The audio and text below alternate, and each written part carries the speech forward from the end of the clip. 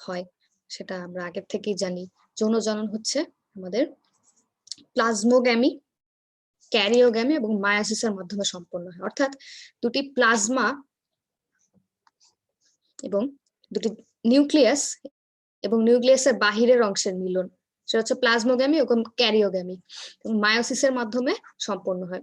তারপর হচ্ছে যৌন জননাঙ্গ গ্যামিটনজিয়ামের ভেতরে গ্যামিট উৎপন্ন হয়।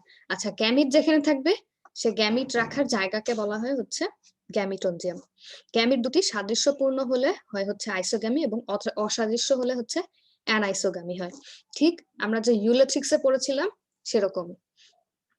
আচ্ছা, তারপরে হচ্ছে যে একটি গ্যামিট, তাদের পুরুষ গ্যামিটটি বা শুক্রাণু সেটা হচ্ছে সচল হবে, এবং অপর গ্যামিট বা ডিম্বাণু যদি নিশ্চল হয় তাহলে সেটা হচ্ছে উওগ্যামি বলা হয়।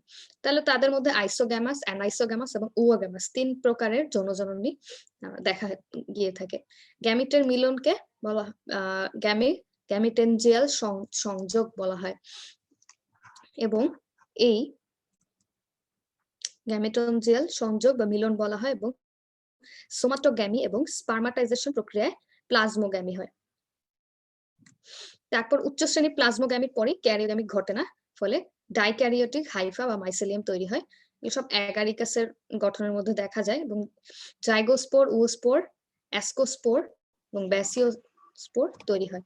অর্থাৎ তাদের যখন বৃদ্ধি ঘটে বা বংশবৃদ্ধি ঘটে, তাদের শরীরের যে কোনো স্থান থেকে স্পোর তৈরি হয়। সেটা হচ্ছে হোক সেটা জাইগোট থেকে, উস্পোর থেকে, যে কোনোখান থেকে, যে জায়গা থেকে তাদের স্পোরটা তৈরি হবে তাদের নামকরণ সেভাবে করা হচ্ছে।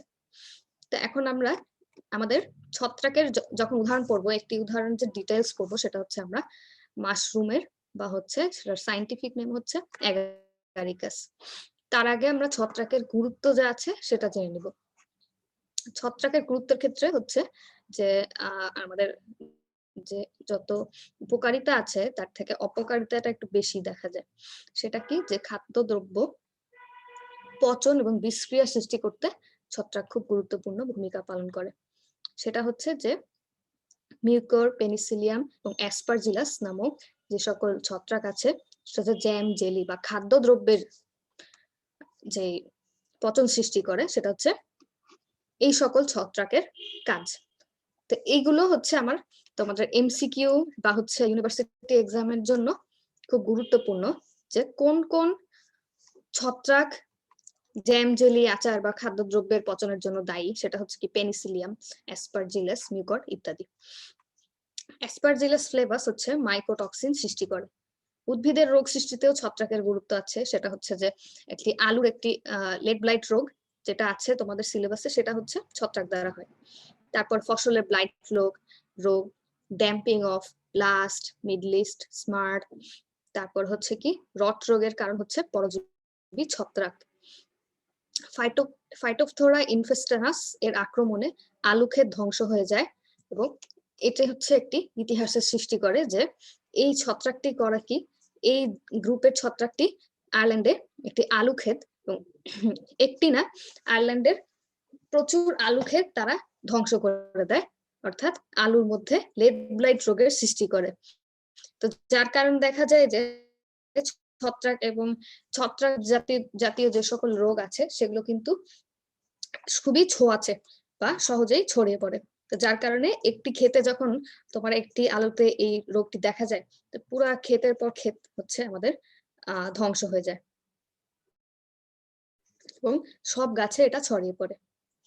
তারপরে হচ্ছে কি, যে ধানের বাদামি রোগের কারণ হচ্ছে এই ছত্রাক, হেলমিনথোস্পোরিয়াম ছত্রাক। তাহলে ধানের বাদামি দাগ রোগের জন্য কোন ছত্রাক দায়ী, এবং আলু ক্ষেত ধ্বংস বা হচ্ছে লেড ব্লাইট পটাটো রোগের জন্য কোন ছত্রাক দায়ী, সেটা তোমাদের মনে রাখতে হবে। তারপরে পশু পাখির রোগ, তারপরে মানুষের রোগ ইত্যাদি তৈরির জন্য কিন্তু ছত্রাক দায়ী। মানুষের রোগের মধ্যে আছে দাঁত। আমরা ছোটবেলায় কম বেশি সবাই দাঁত রোগের নাম শুনেছি এবং দেখেছিও।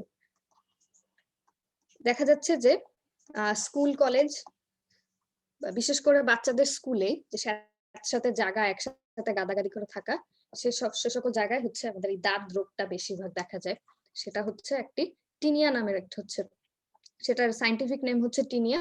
সেটা ছত্রাক জাতীয় একটি অসুখ এবং সেটা মারাত্মক আকারে ছোঁয়াচে। দেখো, ছত্রাক শুধু তোমার স্কিন ডিজিজ বা হচ্ছে চামড়ার রোগী তৈরি করবে না, সেটা কিন্তু লিভার এবং কিডনি রোগের জন্য হচ্ছে তোমার দায়ী।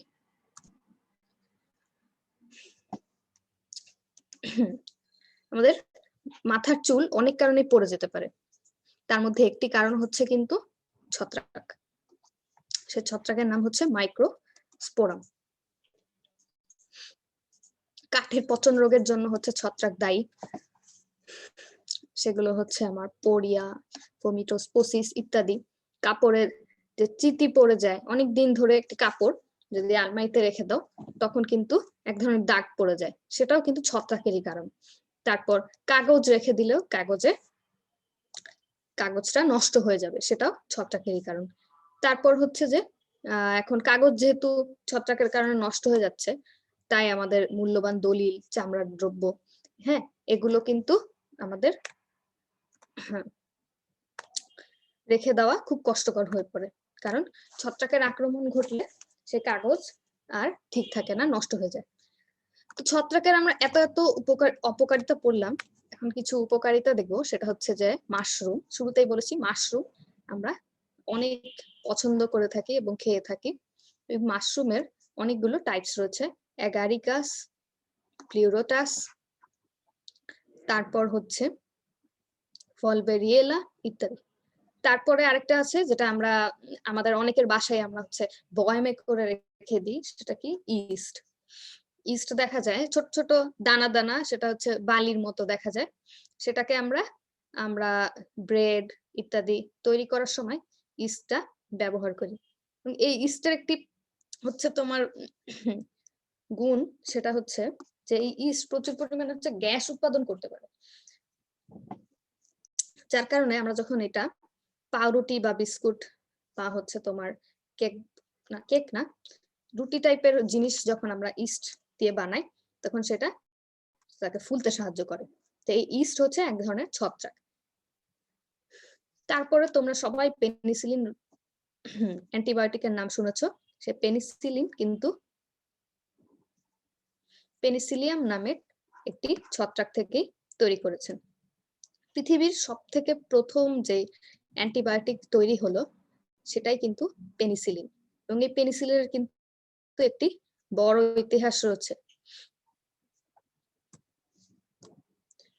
তো পেনিসিলিন তৈরি হয় ছত্রাকের মাধ্যমে।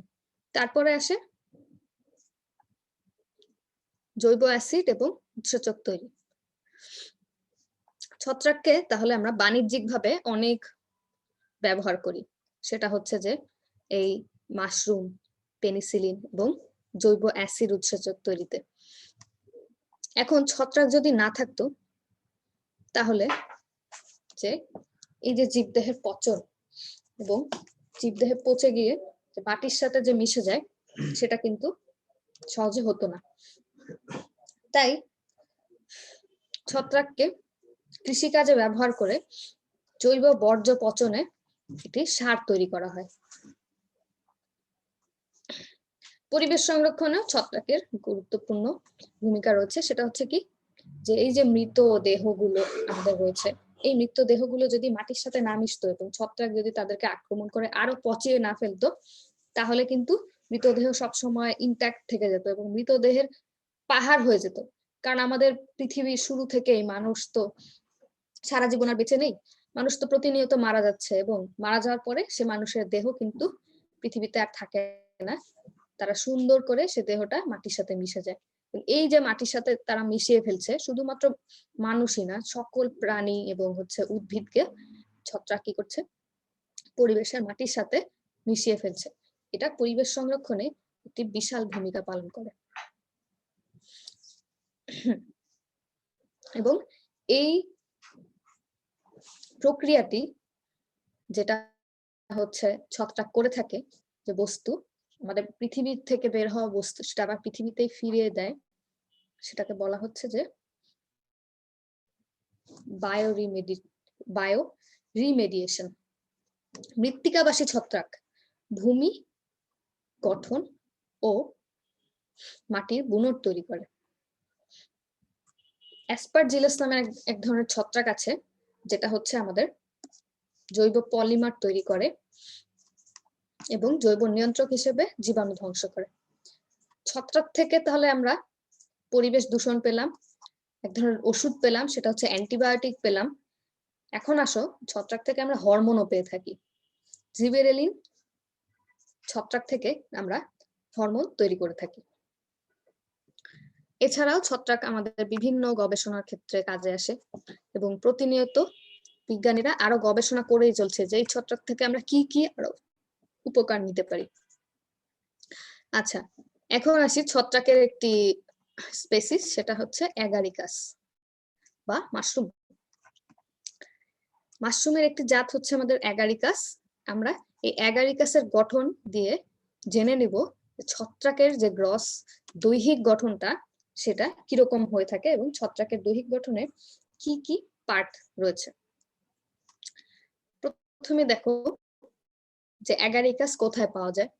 অ্যাগারিকাস হচ্ছে যে জমিতে, বৃক্ষের গুঁড়িতে, তারপরে তৃণভূমিতে, খড়ের স্তূপেও এই অ্যাগারিকাস জন্ম হয়ে থাকে। মানে তারা কত প্রতিকূল পরিবেশ জন্ম হয়ে থাকছে, আমাদের কষ্ট করে হচ্ছে গিয়ে অ্যাগারিকাসের গাছ লাগাতে হচ্ছে। এছাড়াও যে বাণিজ্যিক কারণে কিন্তু অনেকেই অ্যাগারিকাসের চাষ করে এবং সেটা কিন্তু বাসার ভিতরেও করতে পারে, অনেকে বারান্দায় করে, অনেকের একটি রুম যখন পড়ে থাকে তখন মাশরুমের চাষ করে। এই মাশরুম মানে চাষ করা এটা খুবই লাভজনক একটি কাজ। এখন এই মাশরুমের দেহটাকে আমরা যখন দেখব, সে মাশরুমকে দুটি ভাগে বিভক্ত করে ফেলা হয়। একটি হচ্ছে যে দেখো ফ্রুট বডি, উপরের অংশটা ফ্রুট বডি এবং নিচের অংশটা হচ্ছে তাদের দৈহিক অঙ্গ। এখন এই ফ্রুট বডির ভিতরে আবার কয়েকটি ভাগ রয়েছে। ফ্রুট বডির ভিতরে তাদের যে ব্যাঙের ছাতার মতো দেখতে যে উপরের পার্টটা বা যেটা ঢেকে রেখেছে সেটাকে বলা হয় পাইলিয়াস। এই ব্যাঙের ছাতাটা নিচ দিয়ে দেখতে গেলে তার ভিতরে অনেকগুলো কি দেখা যায়, লম্বা লম্বা দাগ দেখা যায়, সেগুলোকে আমরা বলছি যে গিল। এবং এই ছাতার উপরিভাগটি যেই স্ট্যান্ডের সাথে লেগে আছে, আমরা যদি একটি ছাতার সাথে এটা তুলনা করি তাহলে ছাতায় কি দেখতে পাই,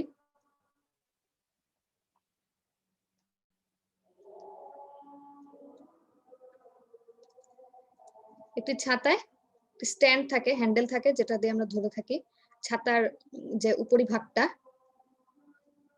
সেটার সাথে ভিতর দিয়ে দেখতে গেলে অনেকগুলো স্টিলের এরকম আরো ডান্ডা থাকে, সেগুলো হচ্ছে আমার কি গিল। তাহলে আর এইটা গিলের সাথে লেগে থাকে হচ্ছে আমাদের অ্যানুলাস। এবং তারপরে এই বড় অংশটি হচ্ছে স্টাইপ এবং মাইসেলিয়াম হচ্ছে তাদের দৈহিক অংশ এবং এই মাইসেলিয়াম দিয়েই কিন্তু তারা মাটির সাথে লেগে থাকে। এখন দেখো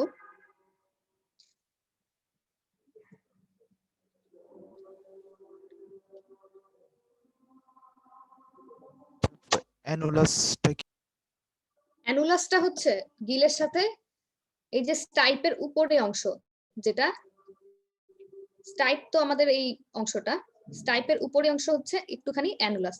সেই অ্যানুলাসের সাথেই মূলত আমাদের এই যে উপরের ফ্রুট বডিটা লেগে থাকে বা গিলগুলো লেগে থাকে, এসে সংযুক্ত হয়।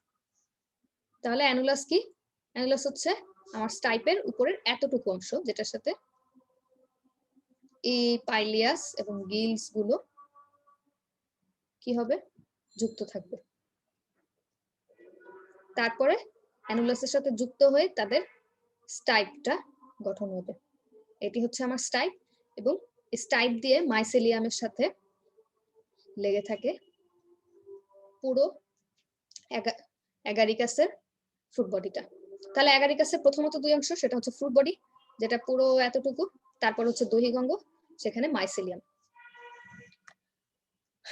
আচ্ছা, যেহেতু দেখতে এটা ব্যাঙের ছাতার মতো তাই আমরা ব্যাঙের ছাতা বলি। এবং বর্ষাকালে কিন্তু এই মাশরুমের অনেক ফলন দেখা যায়।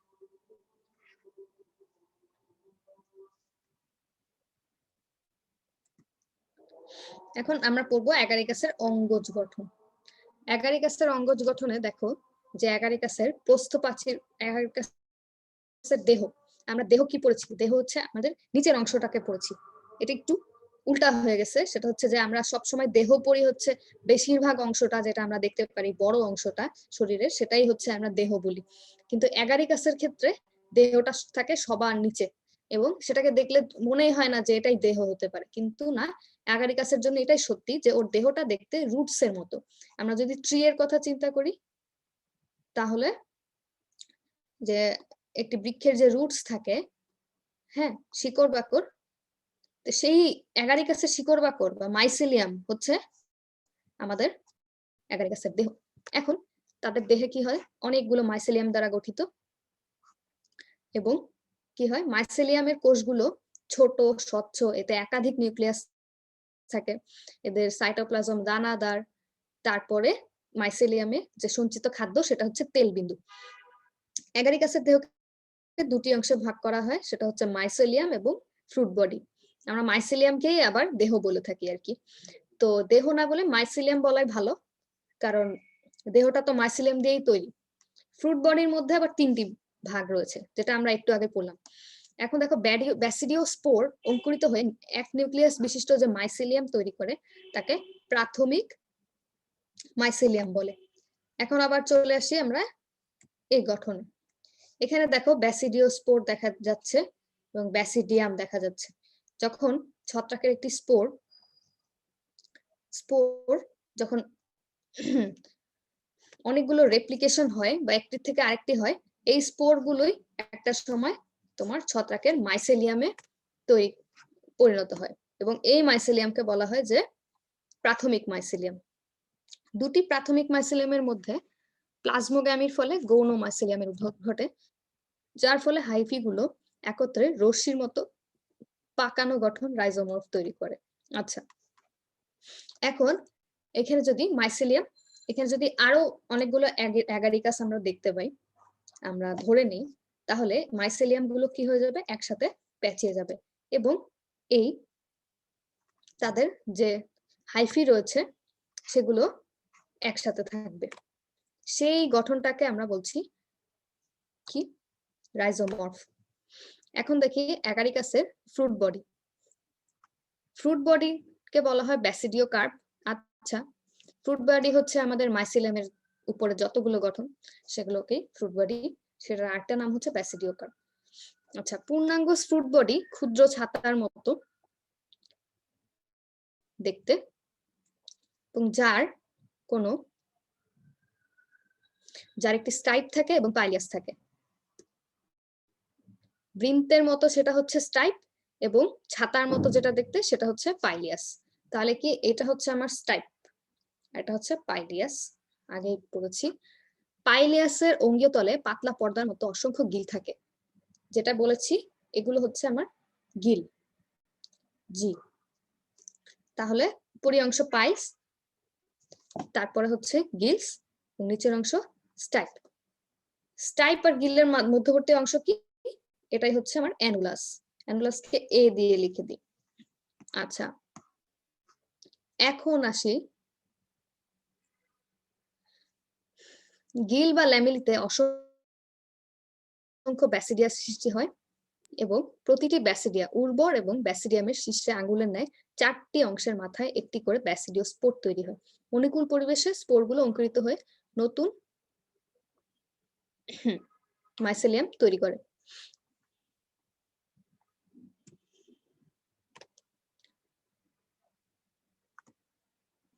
আচ্ছা, আমরা ছাতার মতো যে অংশটা পড়লাম সেটা হচ্ছে পাইলিয়াস, পাইলিয়াসের নিচে হচ্ছে গিলস। এই গিলসের একটি অ্যাগারিকাসের মধ্যে গিলসের কাজটা কিন্তু অনেক গুরুত্বপূর্ণ, কারণ গিলসটা তাদের জননে অংশ নিচ্ছে।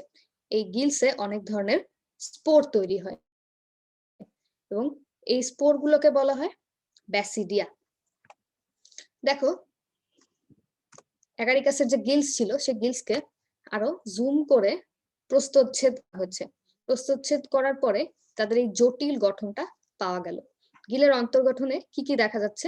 গিলের অন্তর্গঠনে দেখতে পাচ্ছি আমরা যে গিলের অন্তর্গঠন অনেক বেশি জটিল। এই প্রস্থচ্ছেদে একে 3 স্তরে বিভক্ত করতে পারি, সেটা হচ্ছে ট্রামা, সাবহাইমেনিয়াম ও হাইমেনিয়াম। আচ্ছা, তাহলে কি ট্রামা হচ্ছে আমাদের মধ্যবর্তী অংশ, ট্রামার পরেরটা হচ্ছে হাইমেনিয়াম এবং একেবারে পার্শ্ববর্তী অংশটা হচ্ছে হাইমেনিয়াম। ট্রামা হচ্ছে কি? হ্যাঁ, কেন্দ্রীয় অংশটা। আচ্ছা, হাইমেনিয়াম হচ্ছে ট্রামার দুই পাশে থাকে এবং এখানে নিউক্লিয়াস 2 থেকে 3 কোষ বিশিষ্ট। এরূপ কোষ বিন্যাসকে প্রোজেনকাইমা বলে। এই অঞ্চল থেকে ব্যাসিডিয়াম উৎপন্ন হয়। তোমাদের এত কিছু এখানে অনেক ডিটেলস দেওয়া আছে, এত কিছু মনে না রেখে তোমরা কিওয়ার্ডস গুলো বা মূল যেসব শব্দ সেগুলো মনে রাখবে। সেটা হচ্ছে যে কোথায় ব্যাসিডিয়াম উৎপন্ন হয়, সেটা হচ্ছে হাইমেনিয়াম। তোমার এমসিকিউতে যদি আসে যে নিচের কোন জায়গায় ব্যাসিডিয়াম উৎপন্ন হয়, ট্রামা, হাইমেনিয়াম এবং হাইমেনিয়াম, এভাবে করে কোশ্চেন আসলে তোমাদের তাকাতে পারো। একদম বহিস্তর সেটা হচ্ছে আমাদের হাইমেনিয়াম। হাইমেনিয়ামে কি হচ্ছে যে হাইমেনিয়ামে যে তলের সাথে লম্বালম্বি ভাবে সাজানো থাকে এই স্তরে অনেক ব্যাসিডিয়াম তৈরি হয়। তাহলে ব্যাসিডিয়াম কোথায়? সাবহাইমেনিয়াম, হাইমেনিয়াম দুই জায়গায় তৈরি হচ্ছে। তরুণ ব্যাসিডিয়ামের অভ্যন্তরে দুটি বিপরীত যৌনধর্মী নিউক্লিয়াস থাকে। এদের মধ্যে ক্যারিওগামি ঘটে এবং ডিপ্লয়েড কোষ তৈরি হয়। আচ্ছা, বিপরীত যৌনধর্মী নিউক্লিয়াস বলতে কি বুঝো? বিপরীত যৌনধর্মী নিউক্লিয়াস বলতে এটাই বুঝায় যে একটি গ্যামেট হবে হচ্ছে পুং গ্যামেট এবং আরেকটির গ্যামেট হবে আমাদের স্ত্রী গ্যামেট। এখন যেহেতু গ্যামেটের মিলন না হয় ওদের নিউক্লিয়াসের মিলন হচ্ছে, তাই তাদের মধ্যে ক্যারিওগ্যামি ঘটে।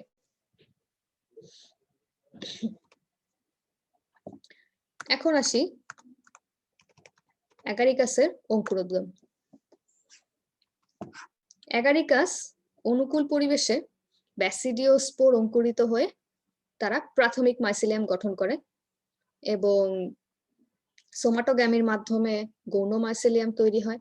গৌণ মাইসিলিয়াম জড়াজড়ি করে রাইজোমর্ফ তৈরি করে।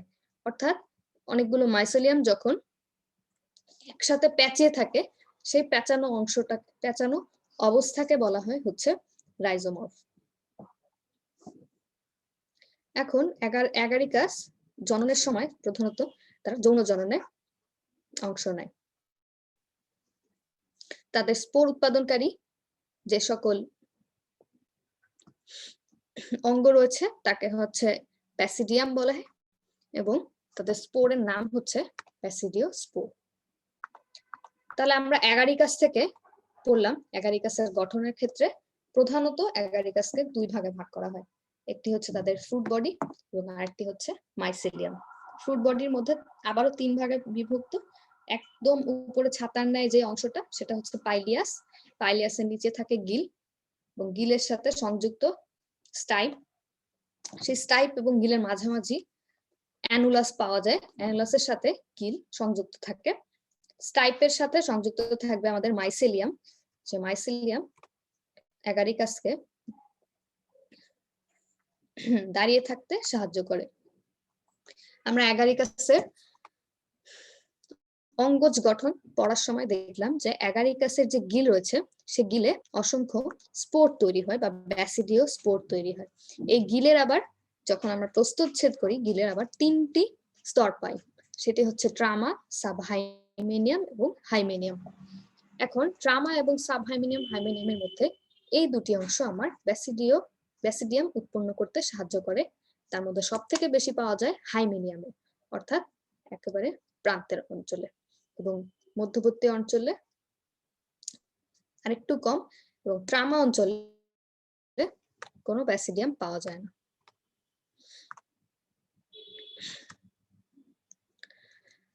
এখন আসি আমরা অ্যাগারিকাসের অর্থনৈতিক গুরুত্ব। দেখো অ্যাগারিকাস তো আমরা অনেক অ্যাভেলেবল দেখতে পারি। তাদের অর্থনৈতিক গুরুত্বতে অবশ্যই খাদ্য হিসেবে চলে আসাটা খুবই স্বাভাবিক। তো উপকারিতায় খাদ্য হিসেবেই বলা হয়েছে যে আমরা অ্যাগারিকাসের বেশ কিছু স্পেসিসকেই আমরা উৎপাদন করে থাকি সারা বিশ্বে বাণিজ্যিকভাবে। এবং আমাদের দেশে কি কি হয়, আমাদের দেশে আমরা চাষ করি ভলবেরিয়ালা এবং প্লিউরোটাস। যেহেতু অ্যাগারিকাসের চাষ হচ্ছে বাণিজ্যিকভাবে, তাই সেটা সহজেই অন্য মানুষের কর্মসংস্থান তৈরি করতে পারে। এবং এই মাশরুম দিয়ে বা হচ্ছে অ্যাগারিকাস দিয়ে আমাদের শরীরের প্রচুর উপকারিতা হয়। সেটা হচ্ছে শরীরে সে রোগ প্রতিরোধ ক্ষমতা বাড়ায়, ডায়াবেটিক নিয়ন্ত্রণ করে, হার্ট হৃদরোগ নিয়ন্ত্রণ করছে, তারপরে রক্তচাপ কমাতে সাহায্য করে, দাঁত ও হাড় গঠনে কার্যকর। হ্যাঁ, এই ধরনের। তারপরে আবার বলা হয় ক্যান্সার ও টিউমারও প্রতিরোধক করে। তার মানে অ্যাগারিকাসে আমাদের কি নেই? অ্যাগারিকাস খুবই উপকারী একটি খাবার। তারপর কি, আমরা অ্যাগারিকাসের বাণিজ্যিক চাষ যেহেতু করছি, তাই ইজিলি এটাকে আমরা রপ্তানি করে বৈদেশিক মুদ্রা অর্জন। অপকারিতাও রয়েছে, যে অ্যাগারিকাসের যেরকম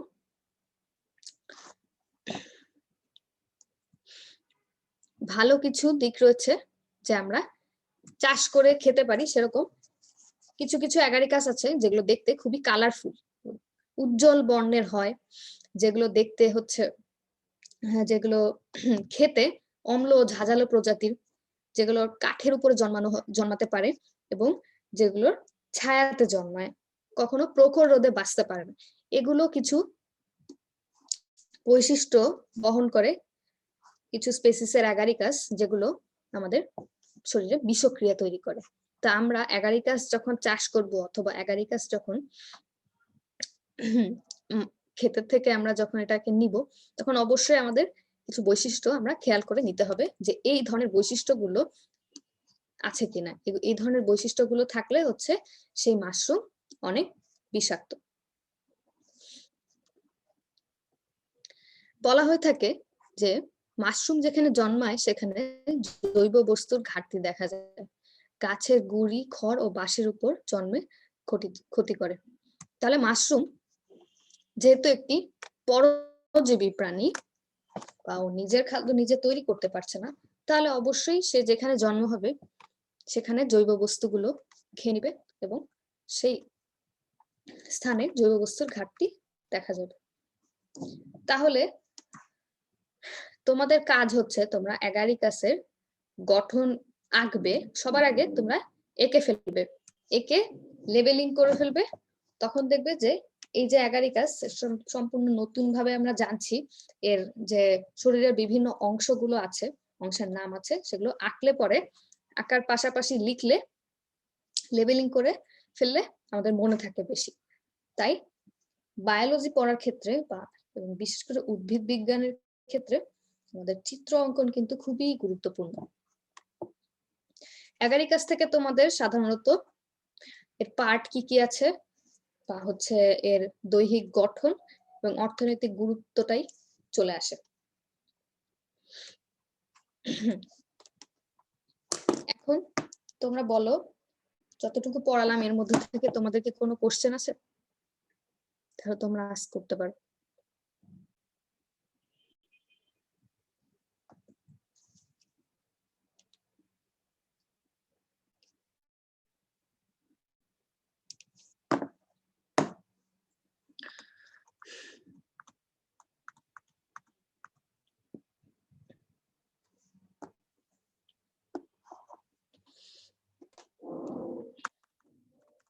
আমি এতক্ষণ ছত্রাকের মধ্যে ছত্রাকের দৈহিক গঠন, কোষীয় গঠন, ছত্রাকের যে প্রাথমিক বৈশিষ্ট্য রয়েছে সেগুলো পড়ালাম। তারপরে ছত্রাকের জনন 3 ধরনের হয়, অঙ্গজ, অযৌন, যৌন জনন হয়ে থাকে। ছত্রাকের গুরুত্বের মধ্যে গুরুত্ব, ক্ষতিকর প্রভাব এবং উপকারিতা পড়িয়েছি। তারপরে চলে আসলাম অ্যাগারিকাসে, অ্যাগারিকাসের গঠন, অ্যাগারিকাসের অঙ্গজ গঠন ইত্যাদি দেখেছি। অ্যাগারিকাসের যে অর্থনৈতিক গুরুত্ব রয়েছে তা দেখলাম। এখন আমরা পড়বো যে ছত্রাক দ্বারা যে আমাদের যে ক্ষতি হয়ে থাকে, যেরকম আমাদের মানব শরীরে ক্ষতি এবং উদ্ভিদের ক্ষতি দুটিই হয়ে থাকে। কিন্তু তার মধ্যে শুরুতে আমরা পড়বো যে গোল আলুর বিলম্বিত ধ্বংসারোগ।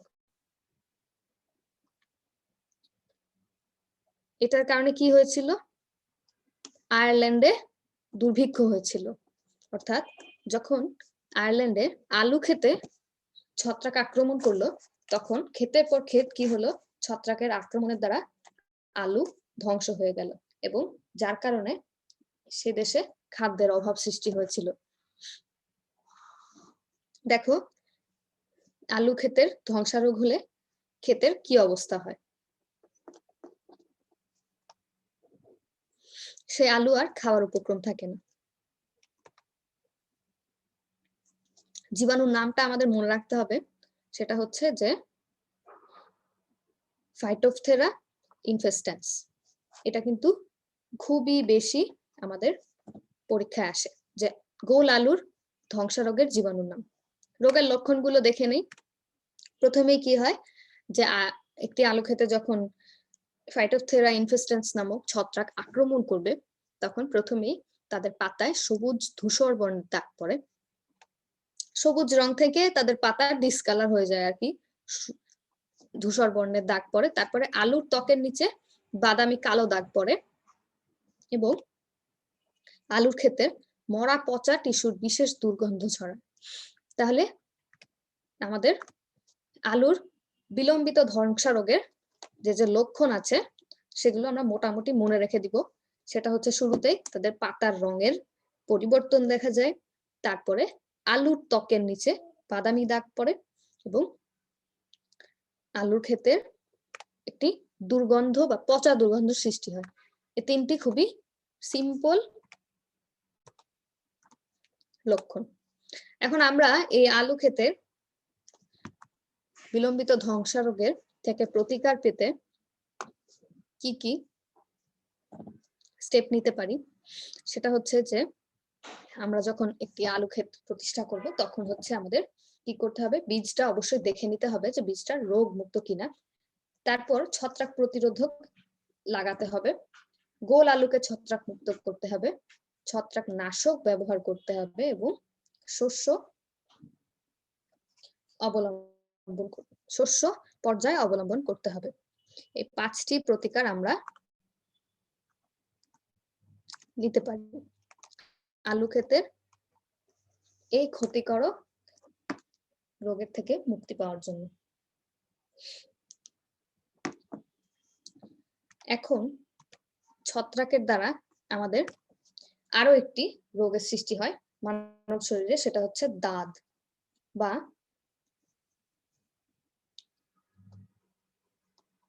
দাঁত, যেটাকে ইংরেজিতে বলা হয় যে রিংওয়ার্ম। এবং এটার আরো একটি সায়েন্টিফিক নাম রয়েছে, সেটার নাম হচ্ছে টিনিয়া। এই দাঁত এবং দাঁত বা রিংওয়ার্ম সেটা কেন হয়ে থাকে, যে সেটা কিন্তু বিভিন্ন ধরনের ছত্রাকের মাধ্যমে হয়ে থাকে এবং এই দাঁত বা রিংওয়ার্ম সেটা আমরা আমাদের শরীরের বিভিন্ন জায়গায় পেয়ে থাকি এবং এই এক এক জায়গায় যে ছত্রাক আক্রমণ করবে তাদের আবার টাইপসও আলাদা। কিরকম, যে আমাদের মাথায় যে আক্রমণ করে তাদের নাম হচ্ছে টিনিয়া ক্যাপিটিস।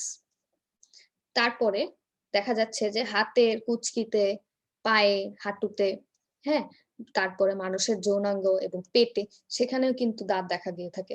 এবং বিভিন্ন জায়গার ছত্রাকের নামগুলো আমরা দেখে নিই, সেটা হচ্ছে যে হাতের তালুতে হলে বা হচ্ছে হাতের অপর পাশে হলে কি হয়, যে টিনিয়া ম্যানিউম।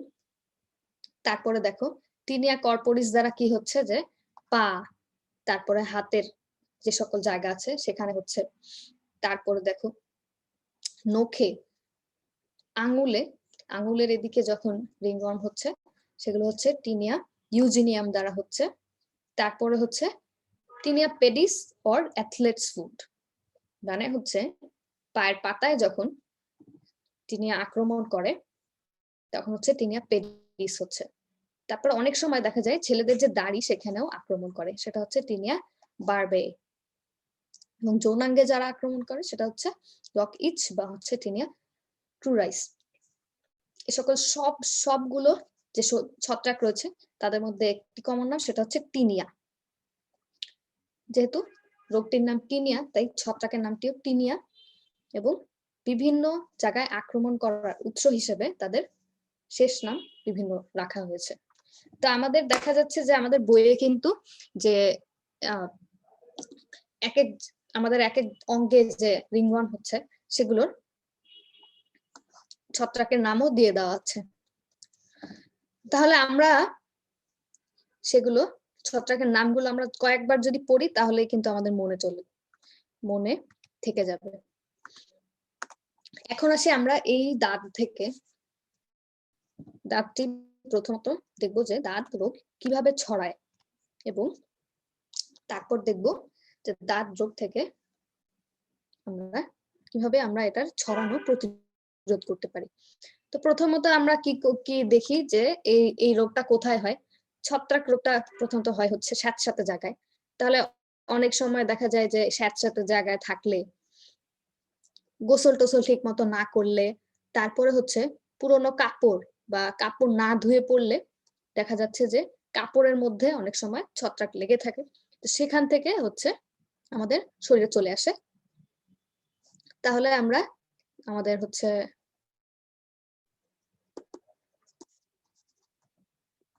কারণ কি, অপরিচ্ছন্ন থাকা,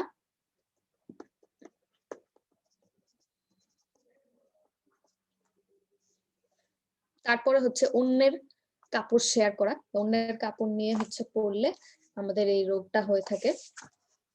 এবং অনেক ভিড়ের মধ্যে থাকলে সাধারণত দেখা যায় যে এটা হোস্টেল গুলোতে, তারপরে হচ্ছে ছোট বাচ্চাদের স্কুলে, তারা যখন একসাথে ক্লাস করছে, একসাথে খেলাধুলা করছে, সেখানে একজনের যখন দাঁত থাকবে সেখান থেকে অন্য আরেকটা বাচ্চার দিকে ছড়িয়ে যাচ্ছে, সেটা হতে পারে। এবং দেখা যায় যে একটি পরিবারের একটি সদস্যের যখন হচ্ছে, তো সেই সদস্যের থেকে এই পরিবারের সদস্য যে বিছানায় ঘুমাচ্ছে সেই বিছানার থেকে আমার ছত্রাকটা ছড়িয়ে যাচ্ছে, এবং সেখানে যখন আরেকজন ঘুমাচ্ছে তখন আরেকজন সদস্যের হয়ে যেতে পারে। এভাবে তারা এভাবে রিংওয়ার্মটা হচ্ছে ছড়িয়ে যায়। তাহলে প্রতিকারের ক্ষেত্রে আমরা কি করতে হবে? প্রতিকারের হচ্ছে আমাদের নিয়মিত গোসল করতে হবে, পরিষ্কার পরিচ্ছন্ন জামা কাপড় করতে হবে। তারপরে আমাদের কি করতে হবে? আমাদের যে সকল জায়গা অনেক ভিড় রয়েছে এবং স্যাঁতস্যাঁতে জায়গা, সেই সকল জায়গা আমাদেরকে অ্যাভয়েড করতে হবে ইত্যাদি। তাহলে এ ছিল আমাদের শৈবাল ও ছত্রাকের বিস্তারিত। তো আমি এখন তোমাদেরকে আবার একবার রিক্যাপ করে দিচ্ছি। তোমরা যারা শৈবালের ক্লাস পাওনি তাদের জন্য শৈবাল থেকে আমি আবারও শুরু করছি।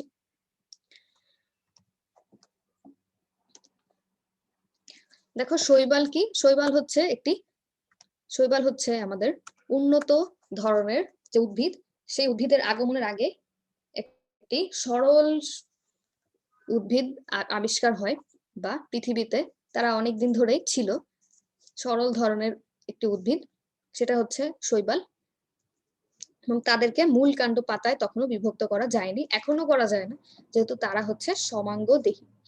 তারা অনেক আগের থেকেই তাদের শরীরে বা তাদের কোষে হচ্ছে ক্লোরোফিল ছিল, প্লাস্টিড ছিল এবং ক্লোরোফিল ছিল, তাই তারা সালোক সংশ্লেষণ করতে পারত। এবং তারা বেশিরভাগ ক্ষেত্রেই ভেজা জায়গায় বা জলজ জায়গায় থাকে। তাদের জননাঙ্গ এককোষী এবং ভ্রূণ তৈরি হয় না। শৈবালের বৈশিষ্ট্যের ক্ষেত্রে আমরা একটি উদ্ভিদের যে সকল বৈশিষ্ট্য সেগুলোই পেয়ে থাকি, কিন্তু কিছু ব্যতিক্রম, সেটা হচ্ছে যেহেতু শৈবালটি সরল জাতীয় তাই তারা থ্যালয়েড, তাদের মূল কাণ্ড পাতা থাকে না,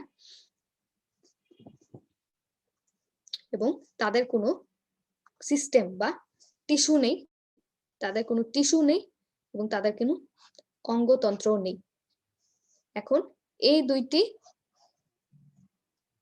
এটি 1 নাম্বার এবং 8 নাম্বার, এই দুটা বাদে দেখা যাচ্ছে যে 1, 8 এবং 6 ঠিক আছে, দেখা যাচ্ছে 2, 3, 4, 5 এই চারটা তাদের বৈশিষ্ট্য, এগুলো হচ্ছে উদ্ভিদের সাথেই মিলে যাচ্ছে, কিন্তু এই কয়টি বৈশিষ্ট্য তাদের আলাদা।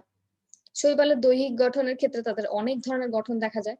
তারা এককোষী ভাবেও থাকতে পারে, তারা এককোষী সচল ভাবে থাকতে পারে, ফ্লাজেলা ছাড়া থাকতে পারে বা নিশ্চল থাকতে পারে। তারপরে হচ্ছে যে তারা কলোনি করে বা একসাথে অনেকগুলো শৈবাল একসাথে থাকতে পারে, সূত্রাকার ভাবে থাকতে পারে, যেটা আমরা ইউলোথ্রিক্স পড়েছি। তারা সিনোসাইটিক হতে পারে, চ্যাপ্টাদেহী হতে পারে, হেটারোট্রপিকাস হতে পারে এবং কর্টিকেটেড হতে পারে। শৈবালের কোষীয় গঠন একেবারে উদ্ভিদের কোষীয় গঠনের মতোই মিল রয়েছে। শৈবালের জনন, ছত্রাকের জনন দুটি আমরা পড়েছি 3 প্রকারের হয়ে থাকে, অঙ্গজ, অযৌন এবং যৌন। শৈবালের অঙ্গজ জননের ক্ষেত্রে দেখা যায় যে তারা দ্বিবিভাজন প্রক্রিয়ায় অঙ্গজ জনন করে, খণ্ডায়ন প্রক্রিয়ায় করে, কুড়ি সৃষ্টি, টিউবার ইত্যাদি। অযৌন জননের ক্ষেত্রে দেখেছি যে তারা স্পোরের মাধ্যমে যে জনন সংগঠিত করে। এখন এই স্পোর যেখানে থাকে সেটাকে বলা হয় হচ্ছে রেণুস্থলী। এই স্পোরের আবার কিছু টাইপস রয়েছে, সেটা হচ্ছে জুওস্পোর, অ্যাফ্লানোস্পোর এবং হিপনোস্পোর। এছাড়াও দেখা যায় যে অটোস্পোর, অ্যাকিনিটি, অক্সোস্পোর, পামেলাদশা ইত্যাদি। শৈবালের যৌন জননে কি থাকে? শৈবালের যৌন জননে হচ্ছে যে আমাদের 2 ধরনের তাদের থ্যালাস দেখা যায় বা 2 ধরনের দেহ দেখা যায়, যে হোমোথ্যালিস এবং হেটারোথ্যালিক। হোমোথ্যালিকে হচ্ছে গ্যামিটো তৈরি হবে এবং সেখানেই জাইগোট তৈরি করবে, এবং হেটারোথ্যালিকে যে একটি থ্যালিকে গ্যামিট এবং আরেকটি থ্যালিকে তারা জাইগোট সৃষ্টি করবে। জনন কোষের ভিত্তিতে তাদের গ্যামিট গুলোর বিভিন্ন ধরনের হয়। আইসোগ্যামি, দুটি গ্যামিট একই ধরনের দেখতে, একই রকম দেখতে।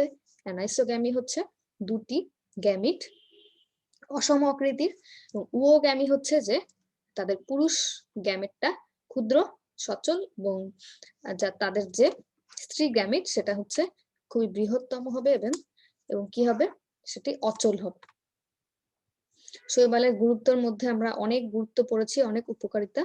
সেটা হচ্ছে তারা সব থেকে ইম্পর্টেন্ট যেটা, যে বায়ুমণ্ডলের 60 ভাগের মানে 100 ভাগের 60 ভাগই কিন্তু অক্সিজেন যোগায় শৈবাল, এবং এই কারণে কি হয়, পরিবেশ দূষণ শৈবাল রক্ষা করতে পারে।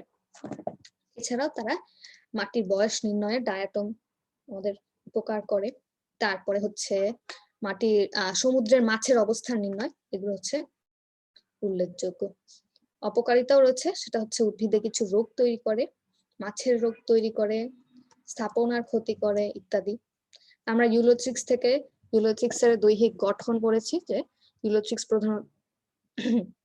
প্রথমত ইউলোথ্রিক্স দেখতে কিরকম, তোমরা শুরুতেই ইউলোথ্রিক্স পড়ার সময় ছবিটা এঁকে নিবে, এবং তোমরা চেষ্টা করবে ছবির আঁকার মধ্যে দিয়েই যাতে তোমাদের পড়াটা 60% বা 70% কমপ্লিট হয়ে যায়। তোমরা যখন ইউলোথ্রিক্সটা আঁকবে তখন দেখবে যে তোমরা একটি সূত্রাকার বস্তু আঁকছো, যে সূত্রাকার, এবং এর ভিতরে অনেকগুলো কোষ যখন আঁকবে দেখবে যে এটি বহুকোষী, এবং উপরের কোষটি আঁকবে গোলাকার, তখন তোমরা লিখতে পারবে যে উপরের কোষটি গোলাকার, এবং নিচের কোষটি তোমরা যখন একটা কালার করবে, নিচের কোষটিকে কালার করবে না, নিচের কোষটি কি থাকবে, ফ্যাকাশে রঙের থাকবে। এবং সব থেকে ইম্পর্টেন্ট বা সব থেকে জরুরি তাদের কি, সেটা হচ্ছে ইউলোথ্রিক্সের নিউক্লিয়াস। ইউলোথ্রিক্সের নিউক্লিয়াসের চারিদিকে তারা ক্লোরোপ্লাস্ট দিয়ে আবৃত থাকে। এই ক্লোরোপ্লাস্টটাকে বলা হয় যে গার্ডল আকৃতির ক্লোরোপ্লাস্ট। তাহলে তোমরা যখন একটি ইউলোথ্রিক্স ড্রয়িং করছো বা আঁকছো, আঁকার সময় তোমরা এমন ভাবেই আঁকবে যাতে তোমরা ছবিটা এঁকেই ব্যাখ্যা করার সব উপকরণ পেয়ে যাও। ইউলোথ্রিক্সের জনন রয়েছে অঙ্গজ জনন, অযৌন এবং যৌন জনন।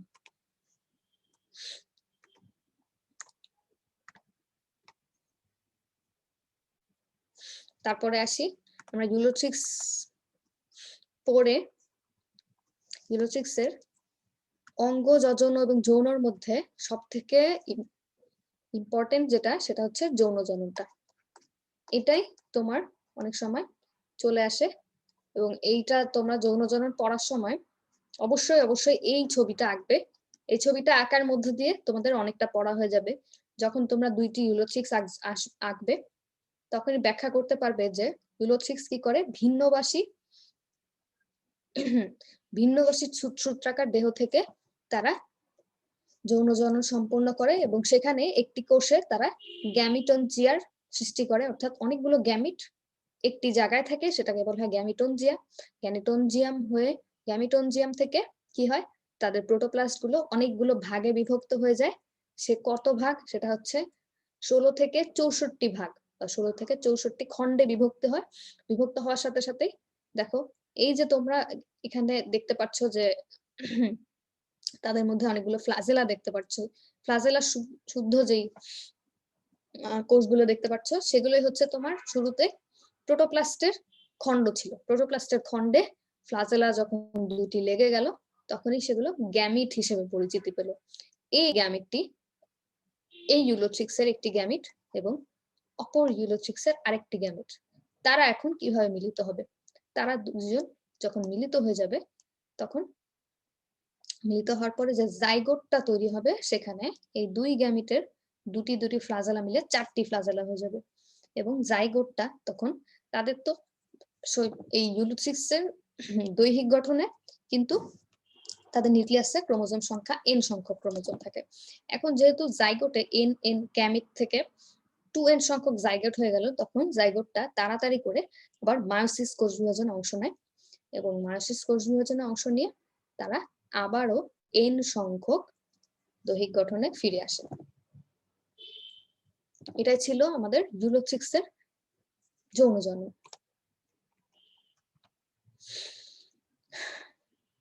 তারপরে আসি হচ্ছে আমাদের ছত্রাক। ছত্রাক থেকে আমরা কি পড়েছি? ছত্রাক থেকে ছত্রাকের বৈশিষ্ট্যগুলো পড়েছি, তারপর ছত্রাকের দৈহিক গঠন পড়েছি, ছত্রাকের কোষীয় গঠন পড়েছি। ছত্রাকের কোষীয় গঠন কিন্তু উদ্ভিদের কোষীয় গঠন থেকে বেশ আলাদা, কেননা ছত্রাক একটি পরজীবী প্রাণী, তাই উদ্ভিদের সাথে এর মিল খুবই কম, এবং শৈবালের সাথেও ছত্রাকের মিল নেই। তাই শৈবাল এবং ছত্রাকের পার্থক্য প্রায় চলে আসে। তো শৈবাল ও ছত্রাকের পার্থক্য তোমরা সবাই বাড়ির কাজে খাতা নিয়ে শৈবাল ও ছত্রাকের পার্থক্য খুঁজে খুঁজে লিখে আনবে। তার মধ্যে অবশ্যই এই 5টি ক্রাইটেরিয়া থাকতে হবে, যে ক্লোরোফিল, আলো, কোষপ্রাচীর, সঞ্চিত খাদ্য এবং বাসস্থান দুজনেরই একেবারে আলাদা। ছত্রাকের জনন। ছত্রাকের জনন 3 ধরনের হয়ে থাকে, অঙ্গজ, অযৌন এবং যৌন। ছত্রাকের গুরুত্ব, আমাদের যখন কোশ্চেন আসে তখন শৈবাল ছত্রাক থেকে তাদের গুরুত্বটা বেশি আসে। তারপর ইউলোথ্রিক্সের যৌন জননটা চলে আসে। ছত্রাকের ক্ষেত্রে অ্যাগারিকাসের গঠন চলে আসে। তারপর অ্যাগারিকাসের উপকারিতা আসে, অপকারিতা আসে, এটা আসে। তারপরে বিষাক্ত অ্যাগারিকাস আমরা কি দেখে চিনবো সেটা আসে, এবং সব থেকে ইম্পর্টেন্ট সেটা কি, ছত্রাকজনিত রোগগুলো চলে আসে, সেটা হচ্ছে দাঁত নিয়ে লিখতে বলা হয়। তারপরে এমসিকিউতে আসে নিচের কোনটি দাঁতের জীবাণু, দাঁত কি কৃমি দ্বারা হয় নাকি ব্যাকটেরিয়া দ্বারা হয়, ভাইরাস দ্বারা হয়, ছত্রাক দ্বারা হয়। তো দাঁত হচ্ছে ছত্রাক গঠিত রোগ। এই ছত্রাকের নাম কি? সবসময় মনে রাখবেন যে এই ছত্রাকের নামে শুরুতে টিনিয়া থাকবে, কারণ দাঁতের অপর আরেকটা নাম হচ্ছে টিনিয়া। আচ্ছা, তো অ্যাগারিকাস তো আমরা পড়েই ফেলেছি।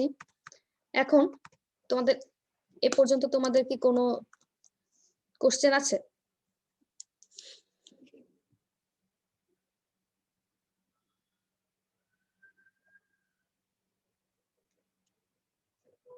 ছত্রাক থেকে তোমাদের কোনো কোশ্চেন?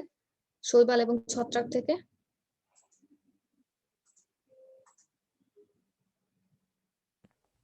নেই। নেই? না। আচ্ছা, ঠিক আছে, তাহলে আজকে আমাদের শৈবাল ও ছত্রাক পড়া হয়ে গেল। আমরা নেক্সট ক্লাসে বাকিগুলো পড়বো। সবাই ভালো থাকো, ততদিন পর্যন্ত সুস্থ থাকো। তোমরা এই চ্যাপ্টারটা নিজেরা পড়ো এবং নিজেদের হোমওয়ার্ক কমপ্লিট করো। আজকের মতো এই পর্যন্তই। আসসালামু আলাইকুম, আল্লাহ হাফিজ।